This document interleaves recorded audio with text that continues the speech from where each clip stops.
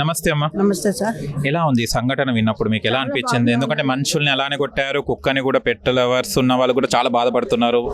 మీరేమంటారు దీన్ని? చాలా బాధగా ఉందండి. అసలు మూగజీవి ఏం పాపం చేసింది దాన్ని కొట్టడానికి? మనుషులు కూడా అంత కిరాతంగా కొట్టాల్సిన అవసరం. ఏదైనా ఇష్యూ ఉంటే కాలనీ ప్రెసిడెంట్ ఉంటాడు, తర్వాత కాలనీ వాళ్ళు ఉంటారు, కూర్చొని మాట్లాడాలి. ఏదో డాగ్ ఒకవేళ వెళ్ళింది అనుకోండి, పొరపాటున ఏమో దొంగో మనుషోలో చెడ్డోలో దానికే తెలుస్తుంది. అది ఏదో పసిగట్టడానికి వెళ్ళింది అనుకోండి, అయితే మాత్రం కొట్టేస్తారా? మనుషుల్ని చంపేస్తారా? ఎటుపోతుందండి మన సమాజము? ఎట్లా ఉంది? మూగజీవిని అంతగా హింసించాల్సిన అవసరం లేదు. బతుకుందా చనిపోయిందని అనుక్షణం మేము ఎంత టెన్షన్ పడుతున్నాం, ఎంత ఏడుస్తున్నామో. అంత ఘోరం ఉండకూడదండి. మన మానవత్వం అనేది ఉండాలి. మనం మనుషులుగా బ్రతుకుతున్నాము, కొంచెమైనా ఆలోచన చేయాలి. అట్లా మూగజీవిని అంత హింస పెట్టి అట్లా కొట్టేసి ఆ బ్లడ్ వచ్చినట్టుగా అది చావు బతుకుల్లో ఉన్నది. ఆ పరిస్థితి చాలా ఘోరం అండి. ఎవరికి రాకూడదు, మనుషులకి రాకూడదు, కుక్కలకి. ఏదైనా ఉంటే కూర్చొని మాట్లాడుకోవచ్చు. ఇప్పుడు పోలీస్ స్టేషన్కి వెళ్ళారు, అక్కడ వాళ్ళు కాంప్రమైజ్ చేస్తారు, మాట్లాడతారు. పోలీస్ స్టేషన్లో చట్టాలు ఎందుకున్నాయండి? మనకి న్యాయం చేయడానికే కదా చేస్తారు కదా. అంతవరకు ఓపిక పట్టాలి కదా. ఆల్రెడీ కేసు పెట్టారు వాళ్ళు. ఎలక్షన్ ఉన్నిందని ఆగిన తర్వాత కౌన్సిలింగ్ ఇచ్చే వరకు ఆగాలి కదా. ఏదైనా ఉంటే కాలనీ ప్రెసిడెంట్లు ఉంటారు కదా. అంత ఘోరమా? అసలు తట్టుకోలేని పరిస్థితి అండి మాకైతే. వెళ్ళి చూశారండి? చూడలేదండి అసలు. మాకు ఎక్కడ అనేది ఇంకా అంటే మొత్తం అంతా వెళ్ళి చూస్తారు అని చెప్పేసి కొంచెం అది సీక్రెటే ఉన్నింది.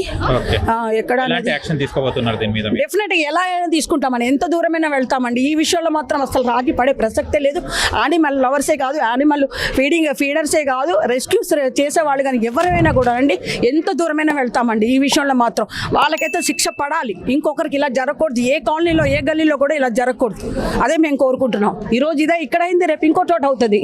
ఎక్కడ కావద్దు. మూగజీవి అది, దానికి ఏం తెలుసు?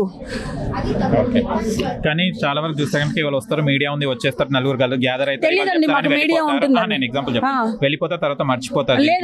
మీరు పట్టుదలతో చేస్తారు. నేను ఎన్నో కేసులు పెట్టాను, బోడుపల్లో ఎన్నో కేసులు పెట్టాను. Animal rescuer. నేను కేసెస్ సాల్వ్ అయ్యాయా? అవుతాను. ఇంక అంతే. మన చట్టాలు అలాగే తగలబడ్డాయి కదా. మన దేశం వేరే దేశాల్లో అయితే స్ట్రిక్ట్ ఉన్నాయి, మన దేశంలో అంత స్ట్రిక్ట్ లేదు. అది కావాలని, యానిమల్స్ కోసం అంత స్ట్రిక్ట్ కావాలని మేము పోరాడేది. అందుకోసం లా అనేది, సీరియస్ లా అనేది ఇంప్లిమెంట్ చేయాలండి గవర్నమెంట్. ఎన్ని కేసులు పెట్టారు ఇలాంటి వాటి మీద? మా ఇంట్లో, మా కాలనీలో ఒక ఇష్యూ అయితే మేము ఒకటి రేజ్ చేసామండి. ఓకే, సాల్వ్ అయింది. మళ్ళీ ప్రాబ్లం సాల్వ్ అవ్వలేదు. కేసు అంతే. ఇంకా నేనైతే చాలా పెట్టానండి, రన్ అవుతుంది. ఓకే, మళ్ళీ దీనికి సొల్యూషన్ ఎలా? మళ్ళీ అంతే. ఇప్పుడు మనం కేసు పెడతాము, కోర్టుకు వెళ్తుంది, చూస్తాము, ఎవిడెన్స్ అన్ని ఇస్తాము. వాళ్ళకు ఒక 5 సంవత్సరాలు 2 సంవత్సరాల కేసుని బట్టి వాళ్ళని లోపల వేస్తారు. తర్వాత వీళ్ళకి డబ్బు ఉంటే వీళ్ళు బెయిల్ మీద వస్తారు. ఇదే జరుగుతుంది. మేము అదే ఫైట్ చేస్తున్నాము. మీడియా సీరియస్ లా అనేది ఇంప్లిమెంట్ చెయ్యాలి. దయచేసి నేను ఒక మాట అంటున్నాను, మీడియా వాళ్ళు కూడా ఏం చేయాలంటే, ఒక కుక్క ఒక మనిషిని కరిస్తే 100 సార్లు చూపిస్తున్నారు. అలాగే ఒక కుక్కకి ఎన్ని హరాస్మెంట్లు, ఒక 1000 జరుగుతాయి రోజుకి. ఏ ఛానల్లో చూపించరు. మేము రెస్క్యూస్ చేస్తాం కనుక మాకు తెలుసు. ప్రతి గల్లీలో మేము అక్కడ అది పడిపోయింది, ఇక్కడ ఇది పడిపోయింది అంటే మేము వెళ్తాం. అది కూడా ఒకరి వల్ల హింస జరిగితే ఈ రోజు ఇక్కడికి వచ్చాం. వేరే చోటు కూడా ఇలాంటి హింస జరిగితే మీ మీడియా వాళ్ళు రావాలి, మీ మీడియా వాళ్ళ సపోర్ట్ మాకు కావాలి. డెఫినెట్గా చట్టాలు కూడా మారాలి, కఠినమైన శిక్షలు పడాలి. ఈ గల్లీలో జరిగిందైతే మాత్రం వాళ్ళకి శిక్ష పడాల్సిందే. తప్పకుండా అండి.